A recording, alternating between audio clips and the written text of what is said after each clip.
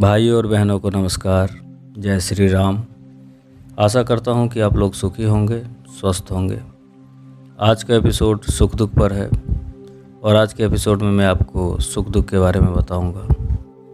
ये काफ़ी इंटरेस्टिंग होने वाला है और आज के एपिसोड को समझने से आपकी समझ मानव मस्तिष्क और भौतिक चीज़ों के प्रति काफ़ी अच्छी हो जाएगी और यह आपके जीवन में बहुत काम आएगा। इसे मैं आप लोगों को एक उदाहरण से समझाता हूँ। यह एक बहुत ही सिंपल उदाहरण है, पूरी तरीके से मेरा टेस्ट किया हुआ है। इस उदाहरण के ज़रिए आप अच्छी तरह से सुख दुख को बड़ी आसानी से समझ सकते हैं। एक आदमी गर्मी से धूप से आया है, उसे बड़ी प्यास लगी है। जब वह एक गिलास पानी पिएगा तो उसे बहुत अच्छा लगेगा, सुख महसूस होगा। दूसरे गिलास पानी पीने पर भी उसे सुख महसूस होगा, पर थोड़ा कम। फिर तीसरे गिलास पानी पीने पर जब उसकी प्यास बुझ जाएगी तो उसे अब सुख या दुख का एहसास नहीं होगा, पर चौथे या पांचवें गिलास से उसे दुख होना शुरू हो जाएगा। इससे हम क्या समझते हैं? दुख का नाश ही सुख है और यह तब तक ही होता है जब तक दुख का नाश हो रहा होता है। दुख का नाश हो जाने के बाद सुख भी चला जाता है और यह तब तक ही रहता है जब तक दुख कम होता रहता है और दुख के खत्म हो जाने पर सुख भी खत्म हो जाता है। यही कारण है कि जो लोग सुख के पीछे भागते हैं उन्हें सुख नहीं मिलता, उल्टे उन्हें दुख ही हाथ लगता है। जैसे जो लोग शराब रेगुलर पीते हैं, शराब उन्हें सुख के स्थान पर दुख ही देता है।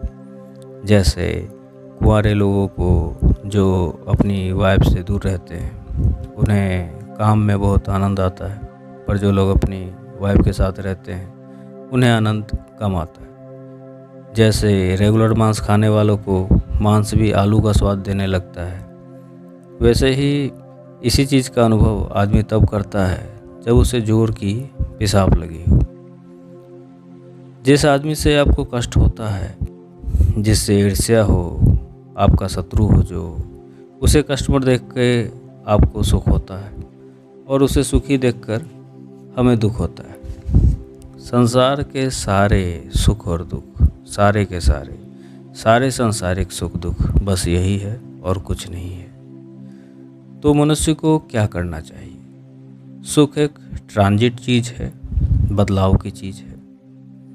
मनुष्य को ऐसे क्षणिक चीज़ों के चक्कर में कभी नहीं पड़ना चाहिए। सही कर्म का परिणाम सुखदायी होता है और गलत कर्म का परिणाम दुखदायी होता है। इस बात को समझते हुए एक मनुष्य को सुख का मुंह छोड़कर दुख को अपनाकर वो कर्म करना चाहिए जो सही है और अच्छा रिजल्ट देने वाला है। संसार में आज तक जितने भी लोग हुए हैं उन्होंने इस सत्य का अनुभव किया है और उन्होंने जो कुछ भी प्राप्त किया है इसी नियम का पालन करके किया है। मतलब सुख को भूलकर दुख को अपनाकर वो कर्म करता रहे जिसमें लाभ है। यही सफलता का सूत्र है, बस इतना ही। आपको घंटों किसी का मोटिवेशनल वीडियो देखने की ज़रूरत नहीं है। और जहाँ तक मेरी बात है, मैं तो इन्हें 10 मिनट भी नहीं झेल पाता। वैसे मैं आप लोगों को बताना चाहता हूँ कि ये पैसा और नाम कमाने वाले लोग आपके लिए, संसार के लिए महत्वपूर्ण होंगे, पर मेरे लिए ये लोग महत्वपूर्ण नहीं है।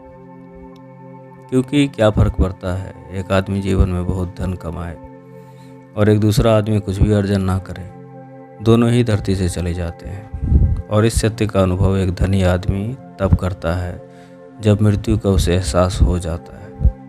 खैर, यह एक अलग विषय है। दुख को अपनाकर आप इस संसार में कुछ भी अर्जन कर सकते हैं। दुख बहुत ही खूबसूरत है। मैं एक तरीका बताता हूँ आपको जो आपकी इच्छा शक्ति को बढ़ाएगा, आप में दुख अपनाने की क्षमता को बढ़ाएगा। आप रोज़ हनुमान चालीसा का बोल कर पाठ कीजिए, आपको दुख झेलने की शक्ति आश्चर्यजनक रूप से बढ़ जाएगी। आप जो चाहेंगे कर पाएंगे। और जो व्यक्ति दुख को अपना लेता है, संसार उसे दुख नहीं देता, उसे दुख देना बंद कर देता है। यह भी एक सत्य है। सुख दुख को समझकर अब हम काम और शराब को समझने की कोशिश करेंगे। काम एक वेग है, जैसे भूख प्यास होता है। काम अनुभव करने पर बढ़ता है और मांस आदि चीज़ें इसे सक्रिय करके रखती है। जैसे भूख की दवाई भूख को सक्रिय करके रखता है। एक आदमी को बार बार भूख लगता है, अगर वह स्वस्थ आदमी है, अगर उसने दवाई खाई है तो। अगर इसे कंट्रोल में नहीं रखा गया तो ये मनुष्य के चरित्र का काम नाश कर देती है। तो इसे कंट्रोल कैसे किया जा सकता है? जैसे कोई अगर यह चाहता है कि उसे प्यास बहुत कम लगे तो उसे क्या करना चाहिए? उस व्यक्ति को धूप में नहीं जाना चाहिए, मेहनत का काम नहीं करना चाहिए ताकि शरीर से पानी ना निकले। ऐसे में उसे प्यास कम लगेगी। वैसे ही काम को कंट्रोल करने के लिए ऐसे वातावरण, चीज़ों, लोगों का त्याग करना चाहिए जिससे इसका अनुभव होता हो, और मांस, लहसुन जैसी चीज़ों का त्याग करना चाहिए। यही कारण है कि सनातन धर्म में जब संन्यास लिया जाता है तो सांसारिक समाज का त्याग किया जाता है, आहार को बदला जाता है और एक ऐसे समाज में मनुष्य चला जाता है जहाँ उसके ज्ञान की पुष्टि होती हो, काम आदि का नाम जहाँ पर ना हो। सनातन धर्म बहुत महान है, ज्ञान और विज्ञानमयी है। यही इकलौता मार्ग है, इसी से मनुष्य का कल्याण संभव है। दूसरे मत पंथ भी काम का त्याग करने की बात करते हैं, पर ज्ञान के अभाव में वे अपने मानने वालों का ही नाश कर देते हैं। जैसे क्रिश्चियंस लोग अपने ग्रंथ में वर्णित ईश्वर के लिए आजीवन काम का त्याग करते हैं, फादर बनते हैं, नन बनते हैं, अपने जीवन को समर्पित करते हैं, पर वे संसार का त्याग नहीं करते। वे नन और फादर एक ही जगह रहते हैं और मांस मदिरा का भी सेवन करते हैं। इससे होता यह है कि उन फादर और नन के बीच ही संबंध हो जाता है, उनका त्याग के जीवन का नाश हो जाता है और एक पापमय जीवन शुरू हो जाता है, और उनमें एक अपराध बोध भी रहता है। वह एक अलग ही दुख है। तो इन सब के लिए कौन है दोषी? इसके लिए वे फादर नन तो अपने जीवन को समर्पित किया था, उनका उद्देश्य तो महान था, और यह एक बहुत बड़ी बात है।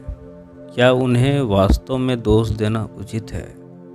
वास्तविक दोषी इनका मतपंथ है, क्रिश्चियनिटी है, जो इसी प्रकार के झूठ और अज्ञान से भरा पड़ा है, और इस मार्ग पर जो चलता है उसका ऐसा ही पतन हो जाता है।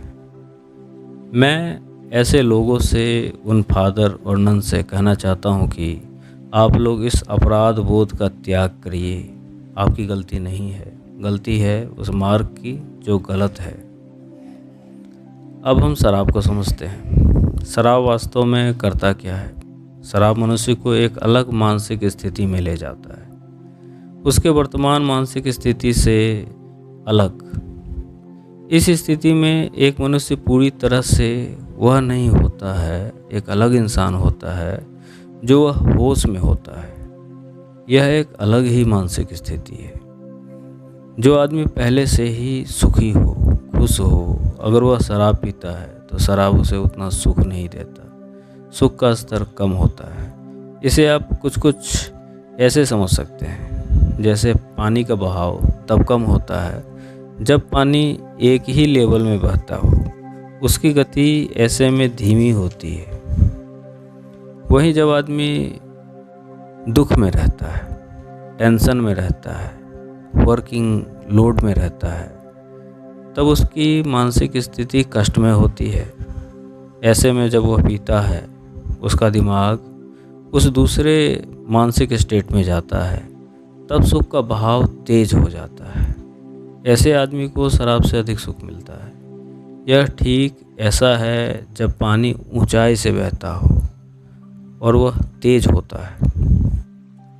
मैंने एक चीज़ पाया है, ऐसे लोगों से जो टेंशन का काम करते हैं, उनसे जल्दी शराब नहीं छूट पाता है, या कहिए तो कम ज़रूर हो जाता है, पर छूटता नहीं है। क्योंकि जब वे छोड़ देते हैं तो उन्हें ऐसा लगने लगता है कि पहले की स्थिति जब वे पीते थे तब की स्थिति अधिक सुखमय था, सही था। इसीलिए हमें घर परिवार का वातावरण सुखमय रखना चाहिए। काम में ज़्यादा टेंशन नहीं लेना चाहिए या ऐसा उपाय खोजना चाहिए जिससे काम आसान बने।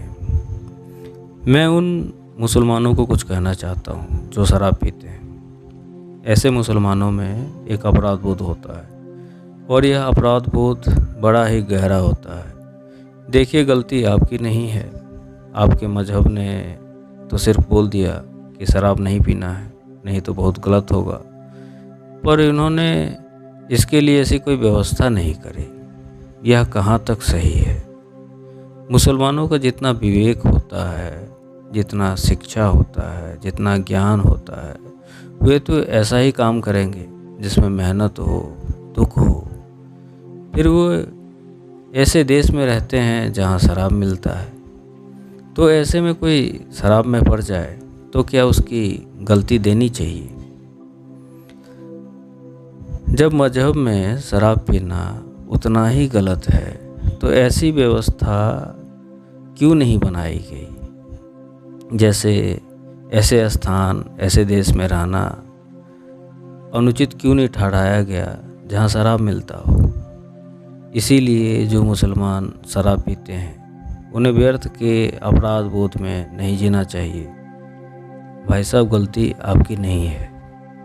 वैसे मुझे मुसलमानों का शराब पीना ना पीना यह आडंबर ही लगता है, क्योंकि मैंने बहुत सारे तारी बेचने वाले मुसलमान देखे हैं। तारी जो कि एक देसी शराब होता है और ये उनका ख़ानदानी काम है। तो आज के लिए इतना ही। इस एपिसोड को अच्छी तरह से समझिए, सुख को समझिए, सुख के चक्कर में मत पड़िए।